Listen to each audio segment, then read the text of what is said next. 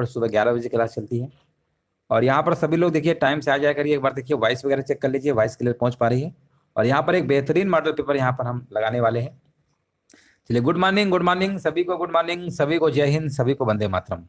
चलिए question number देखिए start किया जाए। और चलिए क्वेश्चन नंबर देखिए, पहले नंबर का आपको यहाँ पर जवाब देना है। पूछा गया निम्नलिखित में से तुगलकाबाद शहर किसने बनवाया था। चलिए क्वेश्चन नंबर देखिए, पहले नंबर का आपको यहाँ पर जवाब देना है। यहाँ पर आपको बताना है कि तुगलकाबाद जो शहर है ये किसने बनवाया था। तो यहाँ पर बताइए राइट आंसर सभी लोग क्या होगा। वैसे आप कहेंगे कि सर गयासुद्दीन तुगलक तो तुगलक वंश के संस्थापक थे, हमने कहा बिल्कुल सही है। और तुगलकाबाद की बात हो रही है तो किसने बनवाया होगा, गयासुद्दीन तुगलक ने बनवाया था। आंसर जाएगा विकल्प नंबर यहाँ पर आपका डी नंबर के साथ। जिनका भी विकल्प नंबर डी आ रहा है समझ जाइए बिल्कुल सही जवाब दे रहे हैं। ऑप्शन नंबर डी जिनका भी आ रहा है बिल्कुल करेक्ट आंसर आपका यहाँ पर होगा। अगला प्रश्न बताइए। हाँ यहाँ पर बिल्कुल देखिए सही जवाब दिया गया है। चलिए आगे बढ़ते हैं। क्वेश्चन नंबर देखिए सेकंड नंबर आपको बताना है। यहाँ पर देखिए आपको बताना है महावीर स्वामी ने चतुर्विध, है ना, चतुर्विध संघ की स्थापना कहां पर की थी। यहां पर देखिए आपको बताना है चतुर्विध की स्थापना जो है कहां पर की थी आपको बताना है। यहां पर करेक्ट आंसर बताइए क्या होगा। हाँ यहां पर आंसर क्या होगा आपको बताना है, करेक्ट आंसर बताइए। चतुर्विध संघ जैसा कि आप जानते हैं भिक्षु जिसे साधु, नन यानी साध्वी, आम अनुयायी यानी श्रावक और आम महिला अनुयायी यानी श्राविका शामिल है। चतुर्विध संघ में आपके कौन कौन शामिल हमने आपको बता दिया, भिक्षु, साध्वी, श्रावक और श्राविका यानी अनुयायी, आम महिला अनुयायी और आम अनुयायी भिक्षु। तो टोटल 4 प्रकार। तो यहाँ पर आपको बताना है कि स्थापना कहाँ पर की थी। तो ये जो दोस्तों आपकी स्थापना की गई थी आपकी कहाँ पर की गई थी आपको बताना है। हाँ यहाँ पर देखिए बिल्कुल सही जवाब है। हाँ पावापुरी, पावा में, ठीक है ना। पावापुरी कहाँ, बिहार में है ना, तो बिहार में। और यहाँ पर आप सभी को पता होगा कि महावीर जो स्वामी आपके 24वें तीर्थकर थे, इनका जन्म जो है वैशाली यानी बिहार में हुआ था और मृत्यु भी इनकी पावापुरी बिहार में ही हुई थी, ये सभी को पता होगा। चलिए आगे हम बढ़ते हैं। और यहाँ पर बताइए हर्षचरित किसके द्वारा लिखा गया था। यहाँ पर देखिए आपको बताना है हर्षचरित जो है किसके द्वारा लिखा गया था, यहाँ पर आपको जवाब देना है। चलिए राधे राधे सभी को, राधे राधे सभी को, जय हिंद सभी को, वंदे मातरम। सभी लोग यहाँ पर कमेंट करते रहिए हर्षचरित किसके द्वारा लिखा गया था। तो ये लिखा गया था आपका बाणभट्ट। ऑप्शन नंबर आपको लगाना पड़ेगा यहाँ पर डी नंबर के साथ। हर्षचरित में क्या है दोस्तों, कन्नौज के जो शासक थे ना हर्षवर्धन, है ना, उनकी जीवनी है। उनकी क्या जीवनी है याद रखिएगा। आंसर जाएगा आपका डी नंबर के साथ। अगला प्रश्न बताइए निम्नलिखित में से कौन सा शासक मौर्य वंश से संबंधित नहीं था। यहाँ पर देखिए आपको बताना है कौन सा जो शासक है आपका मौर्य वंश से संबंधित नहीं था। तो आप कहेंगे अशोक भी थे, बिंदुसार भी थे, समुद्रगुप्त भी थे। बिंबिसार आपके नहीं थे, ये आपके दोस्तों हर्यक वंश के संस्थापक थे, हर्यक वंश, ठीक है ना, हर्यक वंश के संस्थापक थे। आंसर आपको लगा देना है यहाँ पे। करेक्ट आंसर आपका यहाँ पर सी नंबर वाला आपका हो जाएगा। अगला प्रश्न बताइए। यहाँ पर देखिए आपको बताना निम्नलिखित में से किसने 712 ईस्वी में भारत पर आक्रमण किया था। यहाँ पर देखिए आपको बताना है 712 ईस्वी में भारत पर आक्रमण किसने किया था। तो आप कहेंगे ये जो आक्रमण किया गया था आपका मोहम्मद बिन कासिम के द्वारा किया गया था। ऑप्शन नंबर डी आपका सही है। अगला प्रश्न है 1857 से लेकर 1858 के बीच। यहाँ पर देखिए आपको बताना है 1857 से लेकर 1858 के बीच आपको बताना है यहाँ पे आंसर क्या होगा, है ना। पूछा गया है कि बीच किसने लखनऊ में शाही प्रतिनिधि के रूप में कार्य किया। शाही प्रतिनिधि के रूप में कार्य किया था, किसने किया था आपको बताना है। और यहाँ पर जवाब देखिए सभी लोगों को आ गया है, कह रहे हैं ऑप्शन नंबर आपका यहाँ पर होगा बी नंबर, बेगम हजरत महल, जो कि बिल्कुल करेक्ट आंसर आपका यहाँ पर हो जाएगा। बेगम हजरत महल जिन्हें हम अवध की बेगम के नाम से भी जानते हैं। अवध के नवाब जो आपके थे वाजिद अली शाह, वाजिद अली शाह की दूसरी पत्नी थी आपकी, याद रखिएगा। चलिए आगे हम बढ़ते हैं। और यहां पर आपको बताना है नेक्स्ट प्रश्न आपके सामने बताइए। पूछा गया है आपसे कि 1899 से लेकर 1905 तक भारत के वायसराय कौन थे। चलिए यहां पर देखिए आपको कमेंट करना है 1899 से लेकर आपको बताना है यहां पर आंसर क्या होगा। चलिए यहाँ पर बताइए। क्वेश्चन नंबर देखिए 7 नंबर का आपको जवाब देना है। तो उस समय आपके थे 1905 है ना, लॉर्ड कर्जन थे आपके, लॉर्ड कर्जन यहाँ पे बिल्कुल सही होगा। इन्हीं के समय बंगाल का विभाजन आपका हुआ था, याद रखिएगा। लॉर्ड कर्जन ने 16 अक्टूबर 1905 को बंगाल के विभाजन का आदेश जारी किया था। अगला प्रश्न बताइए 11 मई 1857 को सिपाहियों के द्वारा किसे हिंदुस्तान का सम्राट घोषित किया गया था। 11 मई 1857 को सिपाहियों के द्वारा किसे हिंदुस्तान का सम्राट घोषित किया गया था। आपको यहाँ पर कमेंट करना है, बताइए क्या होगा। और यहाँ पर बताया जा रहा है बहादुर शाह जफर, जो कि बिल्कुल सही जवाब है, ऑप्शन नंबर बी होगा। चलिए आगे बढ़ते हैं। यहाँ पर देखिए 9 नंबर का जवाब देना, निम्नलिखित में से कौन भारत छोड़ो आंदोलन के समय, कौन भारत छोड़ो आंदोलन के समय इंग्लैंड के प्रधानमंत्री थे? इंग्लैंड के प्रधानमंत्री कौन थे भारत छोड़ो आंदोलन के समय? आपको यहाँ पर कमेंट करना है जवाब यहाँ पर क्या होगा, और जवाब हमारे बीच बताया जा रहा है। उस समय आपके कौन थे? उस समय आपके थे विंस्टन चर्चिल थे। बहुत कंफ्यूज होते में लोग होते हैं कि सर क्लेमेंट एटली थे। एटली दोस्तों जब देश आजाद हुआ था ना तब थे, लेकिन जब भारत छोड़ो आंदोलन 1942 की बात हम करते हैं तो उस समय विंस्टन चर्चिल थे। ये प्रश्न में कंफ्यूज नहीं होना, ये अक्सर एग्जाम में प्रश्न पूछ लेता है। चलो आगे बढ़ते हैं। निम्नलिखित में से कौन सा नेता कांग्रेस के चरमपंथी दल से संबंधित था?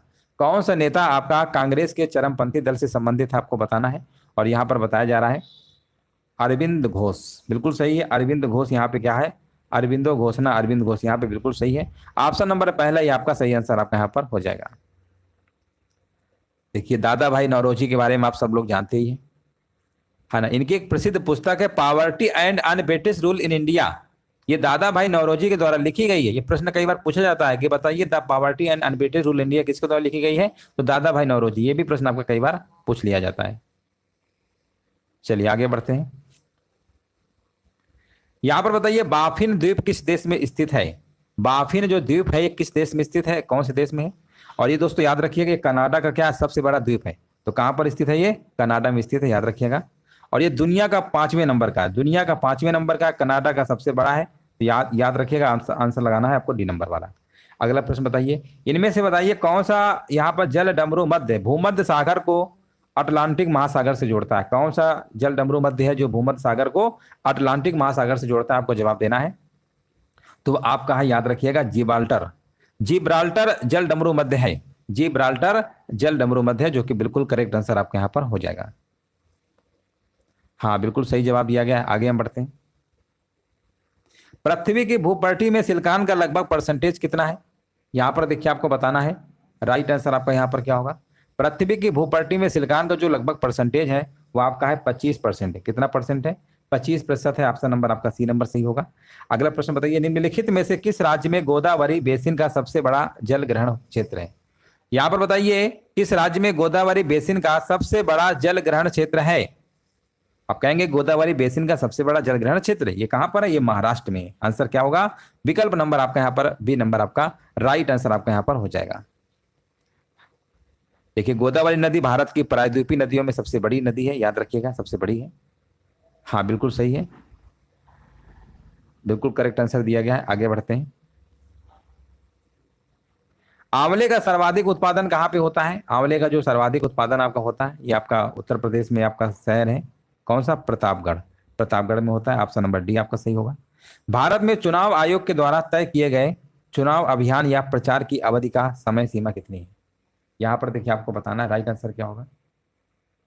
यहाँ पर देखिए आपको बताना है भारत में चुनाव आयोग के द्वारा तय किए गए चुनाव अभियान या प्रचार की अवधि का समय सीमा कितना है? तो देखिए भारत का जो चुनाव आयोग है, जैसा कि आप सब लोग जानते हैं, संघ और राज्य चुनाव, है ना, इन्हीं के द्वारा कराया जाता है। और जैसा कि सब लोग जानते हैं तो यहाँ पर क्या होगा बताइए। देखिए भारत में क्या है ना कि उम्मीदवारों की अंतिम सूची घोषणा और मतदान की तारीख के बीच 2 सप्ताह की अवधि के लिए चुनाव अभियान होते हैं, है ना। तो 2 सप्ताह लगाइए। ऑप्शन आपका यहाँ पर क्या होगा? 2 सप्ताह, 2 हफ्ते, है ना, 2 हफ्ते। ऑप्शन आपको बी नंबर लगाना है। चलिए देख लेते हैं सभी का जवाब आ रहा है। हाँ बिल्कुल सही जवाब दिया गया। अगला प्रश्न बताइए। यहाँ पर देखिए बताना, निम्न में से कौन संविधान सभा की प्रारूप समिति के अध्यक्ष थे? प्रारूप समिति के अध्यक्ष कौन थे आपको बताना है। और यहाँ पर बताया जा रहा है डॉक्टर भीमराव अम्बेडकर, जो कि बिल्कुल करेक्ट आंसर है। ऑप्शन नंबर डी आपका क्या होगा? राइट आंसर आपका यहाँ पर हो जाएगा। हाँ बिल्कुल सही है। चलिए आगे बढ़ते हैं। संविधान को बनने में कितना समय लगा था? 2 वर्ष 11 महीना 18 दिन लगे थे, याद रखिएगा। हाँ बिल्कुल सही है। और संविधान सभा की पहली बैठक कब हुई थी ये भी याद रखिएगा?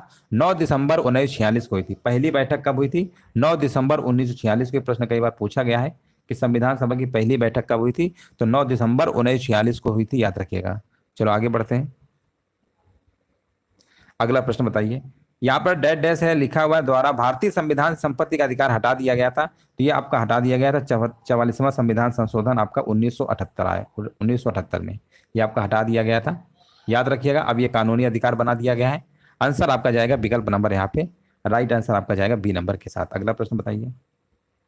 केंद्रीय मंत्रिपरिषद सामूहिक रूप से किसके प्रति यहाँ पर बताना है किसके प्रति उत्तरदायी होती है ना, किसके प्रति उत्तरदायी होती है? केंद्रीय मंत्रिपरिषद, तो ये आपकी होती है लोकसभा के प्रति। आंसर क्या होगा? लोकसभा वाला आंसर आपको लगा देना। अगला प्रश्न बताइए, भारतीय संविधान के अनुच्छेद 338 ए डैश डैश द्वारा अनुसूचित जनजातियों के लिए राष्ट्रीय आयोग जो है, राष्ट्रीय आयोग आपका अंतः स्थापित किया गया। ये कब किया गया? तो ये आपका किया गया था आपका 89वां संविधान संशोधन अधिनियम 2003 के द्वारा। 89वां संविधान संशोधन आपका जो है यहाँ पर 2003 के माध्यम से आपका अनुच्छेद 338 में संशोधन करके संविधान में एक नया अनुच्छेद 338 ए सम्मिलित किया गया था। याद रखिएगा, आंसर जाएगा आपका यहाँ पर विकल्प नंबर आपका ए नंबर के साथ। हाँ, बिल्कुल सही करेक्ट आंसर दिया गया है। चलिए आगे बढ़ते हैं। भारतीय खाद्य निगम एफसीआई के माध्यम से सरकार के द्वारा खरीदे गए गेहूं और चावल जैसे खाद्यान्न के स्टॉक को डैश डैश यहाँ लिखा हुआ स्टॉक कहा जाता है ना। भारतीय खाद्य निगम एफसीआई के माध्यम से सरकार के द्वारा खरीदे गए गेहूं और चावल जैसे खाद्यान्न के स्टॉक को बफर स्टॉक कहा जाता है। कौन सा स्टॉक कहा जाता है? बफर स्टॉक कहा जाता है। आंसर जाएगा विकल्प नंबर आपका यहाँ पर ए नंबर के साथ। चेक कर लीजिए सभी का जवाब आ रहा है। हाँ, बिल्कुल सही जवाब है, यहाँ पर आंसर आपका हो जाएगा। और बफर स्टॉक का जो विचार है पहली बार भारत में चौथी पंचवर्षीय योजना के दौरान पेश किया गया था। यह भी आपको याद रखना है, बफर स्टॉक। अगला प्रश्न बताइए, यहां पर बताइए केंद्र शासित प्रदेश वस्तु और सेवा कर अधिनियम कब पारित किया गया था? है ना, यहां पर आपको बताना है वस्तु एवं सेवा कर जो होता है ना, यहां पर आपको बताना है ये आपका 2017 में पारित किया गया था आपका, है ना, 2017 में 1 जुलाई 2017 ना, जुलाई, जीएसटी जिसे कहते हैं। ऑप्शन नंबर आपको ए नंबर लगाना है। अगला प्रश्न बताइए, वित्त समावेशन शब्द का पहली बार प्रयोग भारतीय रिजर्व बैंक के द्वारा किस वर्ष में किया गया था? यहाँ पर आपको बताना वित्तीय समावेशन शब्द का पहली बार जो प्रयोग है भारतीय रिजर्व बैंक के द्वारा किस वर्ष में किया गया था? तो ये किया गया था आपका 2005-6 के समय किया गया था, 2005-6। शुद्ध राष्ट्रीय उत्पाद की जो गणना है यहाँ पर आपको बताना है डैश डैश से हाथ से घटाकर की जा सकती है। यहाँ पर जवाब क्या होगा? शुद्ध राष्ट्रीय उत्पाद की जो गणना है आपका यहाँ पर होगा सकल राष्ट्रीय उत्पाद से हाथ से घटाकर, है ना, घटाकर यहाँ होना चाहिए, घटाकर की जा सकती है। आंसर जाएगा आपका सकल राष्ट्रीय उत्पाद। सकल राष्ट्रीय उत्पाद आपका सही है। अगला प्रश्न बताइए जिसे आप, हाँ, सकल राष्ट्रीय उत्पाद, जीडीपी जिसे आप कहते हैं। चलिए आगे बढ़ते हैं। जीएनपी, सकल राष्ट्रीय उत्पाद क्या होता है? जीएनपी होता है। सकल घरेलू उत्पाद क्या होता है? जीडीपी होता है। सकल राष्ट्रीय उत्पाद क्या होता है? जीएनपी होता है। चलिए आगे बढ़ते हैं। यहां पर देखिए आपको बताना निम्नलिखित में से किसने पहला यौगिक सूक्ष्मदर्शी बनाया? किसने सबसे पहला आपका यौगिक सूक्ष्मदर्शी बनाया था? तो उनका नाम क्या था? जकारियास जेनसेन। जकारियास जेनसेन उनका नाम था। अगला प्रश्न बताइए, भारत की पहली राज्य के, यहां पर बताइए, भारत की पहली राज्य के स्वामित्व वाली वन्य जीव डीएनए परीक्षण प्रयोगशाला कहां पर स्थित है? भारत की पहली राज्य के स्वामित्व वाली वन्य जीव डीएनए परीक्षण प्रयोगशाला कहां पर स्थित है? तो याद रखिएगा ये आपकी नागपुर महाराष्ट्र में स्थित है। ऑप्शन नंबर जाएगा सी के साथ। अगला प्रश्न बताइए, चंद्रयान प्रथम किस वर्ष लॉन्च किया गया था? चंद्रयान जो है, यहां लिख दीजिए चंद्रयान प्रथम। चंद्रयान जो फर्स्ट है वो किस वर्ष लॉन्च किया गया था? तो याद रखिएगा वो आपका सबसे पहले आपका 2008 में लॉन्च किया गया था। याद रखिएगा 2008 में। अगर हम आपसे कहते हैं कि बताइए ये 22 अक्टूबर 2008 को किया गया था, बिल्कुल सही है। अगर हम आपसे कहें कि चंद्रयान 2 जो है कब लॉन्च किया गया था, तो 2 वाला भी याद रखिएगा, मान लो ये भी पूछ सकता है। तो ये आपका 22 जुलाई 2019 को, ये 2019 को किया गया था। पहला 2008, दूसरा 2019 और तीसरा तो आप सब लोग जानते ही हैं 2023। आगे बढ़ते हैं। अंतरिक्ष अनुप्रयोग, यहाँ पर बताइए अंतरिक्ष अनुप्रयोग केंद्र एसएसी भारत के निम्नलिखित में से किस शहर में स्थित है? आपको बताना है ये भारत के किस शहर में स्थित है और यहाँ पर बताया जा रहा है। बिल्कुल सही है, अहमदाबाद। अहमदाबाद है, बिल्कुल सही आंसर आपका हो जाएगा। विकल्प नंबर जाएगा आपका ए नंबर के साथ। अगला प्रश्न बताइए, कोलकली, यहाँ पर देखिए आपको बताना है कोलकली डैश डैश में प्रदर्शित एक लोक कला है। कोलकली यहाँ पर डैश डैश बताना है में प्रदर्शित, है ना, यहाँ पर कोलकली में प्रदर्शित एक लोक कला है। तो यहाँ पर क्या होगा? तो ये आपका है केरल के उत्तरी मालाबार क्षेत्र।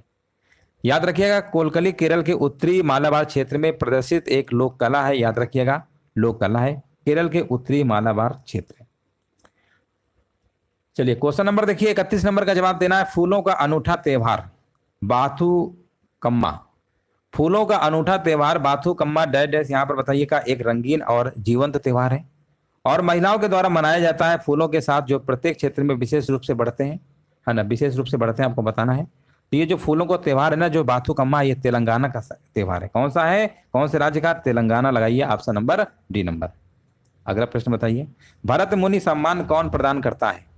भरत मुनि सम्मान कौन प्रदान करता है, यहां पर आपको बताना है आंसर क्या होगा।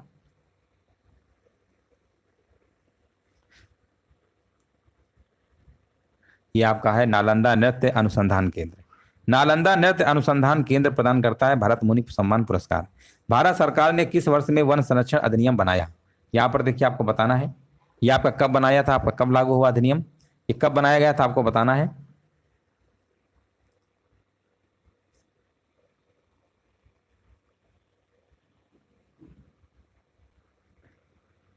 चलिए 33 नंबर का देखिए कमेंट करना, राइट आंसर क्या होगा।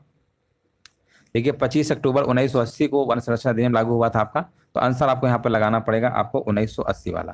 विकल्प नंबर यहाँ पर क्या होगा, राइट आंसर आपका हो जाएगा विकल्प नंबर यहाँ पर बी नंबर के साथ। यहाँ पर आपका बी नंबर है, कब अधिनियम बनाया, आंसर क्या होगा, विकल्प नंबर आपका यहाँ पर बी नंबर आपका राइट आंसर आपका हो जाएगा। चलिए आगे बढ़ते हैं। विश्व व्यापार संगठन का मुख्यालय कहाँ पर स्थित है ना। विश्व व्यापार संगठन का जो मुख्यालय कहाँ पर स्थित है, तो ये आपका जिनेवा में, कहाँ पे पड़ता है, ये स्विट्जरलैंड में पड़ता है। आंसर जाएगा आपका बी के साथ। दौड़ प्रतिस्पर्धा में लैप्स को कौन गिनता है? दौड़ प्रतिस्पर्धा में लैप्स को कौन गिनता है, आपको बताना है। लैप काउंटर, लैप स्कोरर, या आपका टाइम कीपर, या लैप रिकॉर्डर। ये जो गिनता है आपका, ये गिनता है आपका लैप स्कोरर। आंसर क्या होगा, विकल्प नंबर आपका बी नंबर राइट आंसर आपका यहाँ पर होगा। अगला प्रश्न बताइए, नूर सुल्तान किसकी राजधानी थी? नूर सुल्तान जो है किसकी राजधानी थी? हाँ, नूर सुल्तान पहले किसकी राजधानी थी, आपको बताना है। तो देखिए कजाकिस्तान, यहाँ पर बताया जा रहा है कजाकिस्तान, बिल्कुल सही है। देखिए कजाकिस्तान ने क्या किया था 2019 में, 2019 में अपनी राजधानी अस्ताना, अस्ताना, अस्ताना का नाम बदलकर नूर सुल्तान कर दिया था, है ना। आप समझिएगा कि 2019 में अस्ताना पहले राजधानी थी, तो इन्होंने नूर सुल्तान कर दिया। उसके बाद 2022 में फिर क्या हुआ, इनके दिमाग में आया कि ये राजधानी सही नहीं लग रही, तो फिर से इन्होंने नाम बदलकर अस्ताना कर दिया। मतलब पहले अस्ताना किया 2019 में, और 2022 में फिर से कर दिया, फिर से अस्ताना कर दिया गया। क्या कर दिया गया, अस्ताना कर दिया गया, याद रखिएगा। चलिए आगे बढ़ते हैं। अभी भी कजाकिस्तान की राजधानी क्या है, अस्ताना। चलिए आगे बढ़ते हैं। विश्व मधुमक्खी दिवस 2023 का विषय क्या आपको बताना है।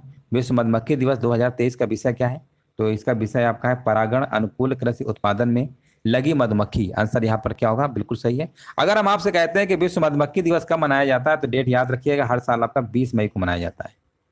विश्व मधुमक्खी दिवस आपका हर साल कब मनाया जाता है, ये 20 मई को मनाया जाता है। इंपॉर्टेंट प्रश्न है, याद रखिएगा। आंसर जाएगा आपका ए नंबर के साथ। इसरो ने 2023 में प्रारंभिक स्तर की ऑनलाइन प्रशिक्षण कार्यक्रम की शुरुआत की, इसका नाम क्या था? इसरो ने मई 2023 में, यहाँ पर लिख लीजिए, इसरो ने, मई है यहाँ पर, मई का महीना है, मई 2023, मई 2023 में प्रारंभिक स्तर की ऑनलाइन प्रशिक्षण कार्यक्रम की शुरुआत की। उसका नाम क्या था? उसका नाम था आपका स्टार्ट। क्या नाम था दोस्तों? स्टार्ट नाम था, याद रखिएगा। स्टार्ट यहाँ पे बिल्कुल करेक्ट आंसर आपका यहाँ पर हो जाएगा। इसरो जानते ही हैं, इसके संस्थापक आपके विक्रम साराभाई, मुख्यालय बेंगलुरु। कब स्थापना हुई थी इसरो की? 15 अगस्त 1969 को हुई थी।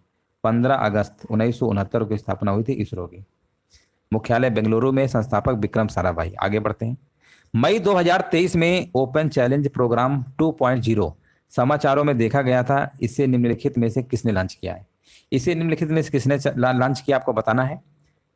ओपन चैलेंज प्रोग्राम 2.0 ये लॉन्च किया गया, आपका आंसर होगा RINL, राष्ट्रीय इस्पात निगम लिमिटेड।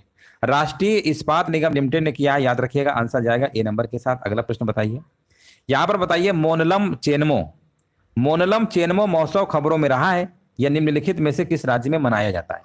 मोनलम चेनमो महोत्सव बताइए खबरों में रहा है, यह निम्नलिखित में से किस राज्य में मनाया जाता है? और आंसर आपका यहां पर हो जाएगा लद्दाख। आंसर जाएगा विकल्प नंबर आपका ए नंबर के साथ। चलिए आगे बढ़ते हैं। यहां पर बताइए, पुदुमई पेन योजना किस राज्य सरकार के द्वारा शुरू की गई है? तो देखिए यहां पर अगर हम बात करते हैं पुदुमई, है ना, पुदुमई ये जो आपकी योजना है, ये तमिलनाडु के मुख्यमंत्री M.K. स्टालिन ने, है ना, शुरू किया है आपका, है ना। यहाँ पर आंसर क्या होगा, यहाँ पर आपको तमिलनाडु वाला आपको लगा देना है। अगला प्रश्न बताइए। जून 2023 में जलवायु रिपोर्ट के अनुसार निम्नलिखित में से कौन सा महाद्वीप दुनिया का तेजी से गर्म होने वाला महाद्वीप है। जून 2023 में आपको बताना है, जलवायु रिपोर्ट के अकॉर्डिंग बताना है, निम्नलिखित में से कौन सा महाद्वीप दुनिया का तेजी से गर्म होने वाला महाद्वीप है। तो आंसर आपका है यूरोप। महराज अहमद खान और गनेमत शेखों ने आपको बताना है, हाल ही में मई 2023 में भारत के लिए स्वर्ण पदक जीता। ये दोनों किस खेल से जुड़े हुए हैं, है ना, ये दोनों किस खेल से जुड़े हुए हैं, आंसर क्या होगा। तो देखिए, महराज अहमद खान और गनेमत शेखों ने मई 2023 में भारत के लिए स्वर्ण पदक जीता, बिल्कुल सही है। और अगर हम बात करते हैं यहाँ पर खेल की बात करते हैं, निशानेबाजी, आंसर क्या लगाएंगे, निशानेबाजी जुड़े हुए हैं, आंसर आपको निशानेबाजी लगाना है। एक हम आपको प्रश्न दे रहे हैं, आपको बताना है कमेंट सेक्शन में, आपको बताना है कि विश्व प्रेस स्वतंत्रता सूचकांक में भारत की रैंकिंग क्या है। विश्व प्रेस स्वतंत्रता सूचकांक में भारत की रैंकिंग क्या है, ये आपको कमेंट सेक्शन में आपको बताना है। प्रेस स्वतंत्रता सूचकांक में भारत की रैंक कितनी है, ये आपको कमेंट सेक्शन में बताना है। चलिए आगे बढ़ते हैं। फरवरी 2023 में किसने बिहार के, है ना, किसने बिहार के, है ना, यहाँ बिहार के ले लीजिए, टाइपिंग मिस्टेक है, बिहार के 41वें राज्यपाल के रूप में शपथ लिया था। तो यानी आपको बताना है कुल मिला के बिहार के राज्यपाल इस समय कौन है, तो उनका नाम है राजेंद्र अरलेकर हैं। राजेंद्र अरलेकर कहाँ के राज्यपाल हैं, बिहार के। अगला प्रश्न बताइए। हाँ, 161वीं रैंक बताई गई है, जो कि बिल्कुल सही जवाब दिया गया। विश्व प्रेस स्वतंत्रता सूचकांक में भारत जो है बिल्कुल 161वें स्थान पे है। और 2022 में याद रखिएगा 150वें स्थान पे था। 2022 में भारत कौन सा नंबर पे था, 150वें नंबर पे था। अगला प्रश्न है, राष्ट्रीय रामायण महोत्सव कहाँ हो रहा है। तो ये दोस्तों आपका हो रहा है छत्तीसगढ़ के रायगढ़ में हो रहा है। तो छत्तीसगढ़ वाला ऑप्शन लगा दीजिए, रामलीला मैदान, बिल्कुल सही है। और भूपेश बघेल वहाँ के CM है, याद रखिएगा छत्तीसगढ़ के। आगे बढ़ते हैं। योग का विपरार्थक शब्द यहाँ पर क्या होगा, आपको बताना है। योग का विपरार्थक शब्द यहाँ पर क्या होगा, चलिए कमेंट करिए। योग का विपरार्थक शब्द यहाँ पर क्या होगा, और यहाँ पर बताया जा रहा है योग का होता है वियोग होता है, बिल्कुल सही है। दिए गए शब्दों के लिए सही पर्यायवाची वाले शब्दों की पंक्ति को चुनिए। सही पर्यायवाची वाले शब्दों की पंक्ति को चुनना है। पूछा गया है, बताइए धरोहर के पर्यायवाची क्या होती है ना। धरोहर का पर्यायवाची होता है अमानत होता है, प्रतिभूति होता है, निक्षेप होता है, और आपका क्या होता है, गिरवी भी होता है। तो आंसर क्या लगाएंगे, आंसर लगाना पड़ेगा आपको ऑप्शन नंबर C वाला। हाँ बिल्कुल सही है, 47 नंबर का C जवाब बिल्कुल सही है। अगला प्रश्न बताइए, अभी अभी जन्म लेने वाले को क्या कहते हैं। अभी अभी जन्म लेने वाले को क्या कहते हैं, यहाँ पर आपको कमेंट करना है। 48 नंबर। तो अभी अभी जन्म लेने वाले को क्या कहते हैं, यहाँ पर आपका आंसर हो जाएगा नवजात। निम्नलिखित में से कौन सा शब्द आपका पुल्लिंग है ना, कौन शब्द आपका पुल्लिंग है। वीडियो को देखिए, लाइक कर दीजिएगा सभी लोग, जो लोग बाद में आए हैं लाइक जरूर कर दिया करिए। बताइए इनमें से कौन शब्द आपका पुल्लिंग है। तो आप कहेंगे पुल्लिंग की बात करेंगे तो यहाँ पर जो नल लिखा हुआ है पुल्लिंग है। नल कैसा है, नल पुल्लिंग है, कहते नहीं है नल टूट गया, है ना। तो नल टूट गया कैसा है, पुल्लिंग है आपका। चलिए आगे बढ़ते हैं। नाक मतलब कह सकते हैं सांस लेने के लिए नाक काम आती है ना। निगाह, मेरी निगाह दूर रखी किताब पर पड़ी, ये सब स्त्रीलिंग है। हमें दूसरों की नकल नहीं करनी चाहिए, ये भी क्या है, स्त्रीलिंग है। आंसर क्या लगाएंगे, D नंबर। अशुद्ध अर्थ युक्त शब्द युग में बताना है, अशुद्ध वाला बताना है कौन सा इसमें है। तो देखिए, एक होता है दारू लकड़ी होता है, एक दारू शराब होता है, ये तो सही है आपका, है ना। देखिए रू में थोड़ा अंतर है, देख लीजिएगा। और यहाँ पर ये भी सही है, आसन भोजन, आसन बैठने की वस्तु, ये भी सही है। प्रदेश प्रांत होता है, प्रदेश सतोत्सव होता है, ये भी सही है।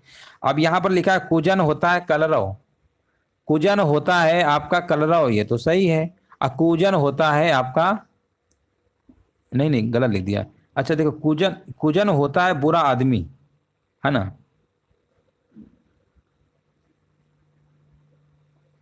एक सेकेंड, हाँ, कुजन होता है बुरा आदमी, और जो कलरव होता है ना,